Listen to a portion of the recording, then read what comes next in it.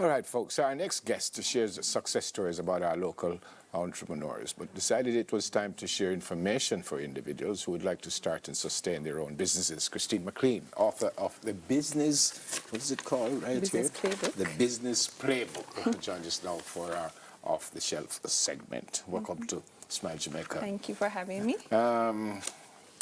Before I get to the Business Playbook, you started a magazine called Success Magazine? Success Lifestyle Magazine. Success Lifestyle. Yes. Tell me about that. So I started Success Lifestyle Magazine as a way to showcase young entrepreneurs who are doing well in Jamaica, to inspire other young Jamaicans to become entrepreneurs themselves. So the magazine basically shares tips and stories of young Jamaicans. It's ultimately going to become the source of business success in Jamaica.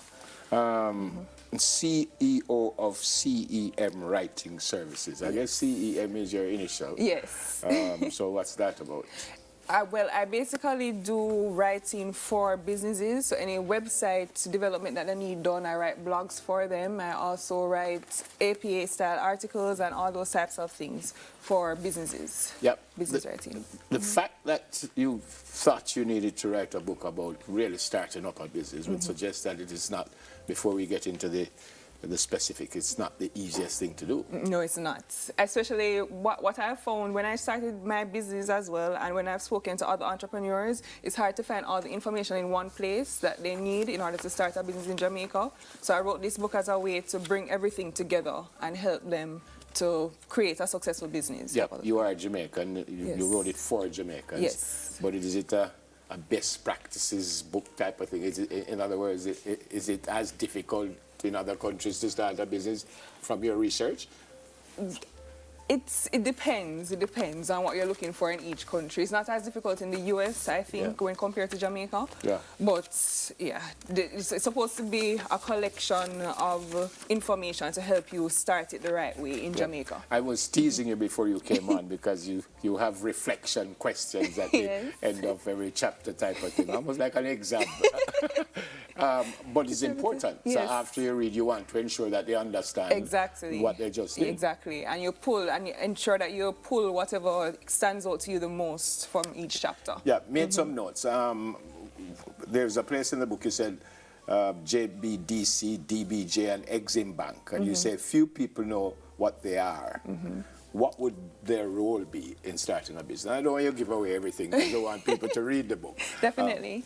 So Jamaica Business Development Corporation is basically the entity for anybody who wants to start a business in Jamaica. They help small businesses in all elements of the business process, so from starting to marketing to everything that you need to know about building a business. That's where you would go. The Exim Bank stands for Export Import. They help those who want to export their products outside of Jamaica and also import.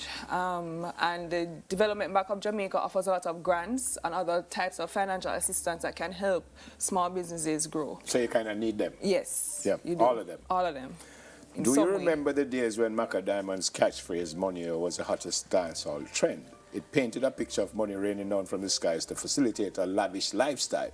Wannabe entrepreneurs tend to have a money-o mentality. Yes. Explain. So young entrepreneurs tend to believe, or even older entrepreneurs tend to believe, that starting a business is the ultimate way to earn money. So once you start a business, the money is just going to come like that. But that's not how business works. That's not how starting a business works. It takes time and a lot of investment of your own resources into getting it going. Yep. Yeah. Funding option number one, bootstrapping. What's that? Bootstrapping is all about using your own finances to start a business, and it's one of the most recommended methods before you start borrowing money. It's recommended that you use your own funds to help finance and grow the business. Yeah. And almost the last thing you tell us in the book is be a lifelong learner.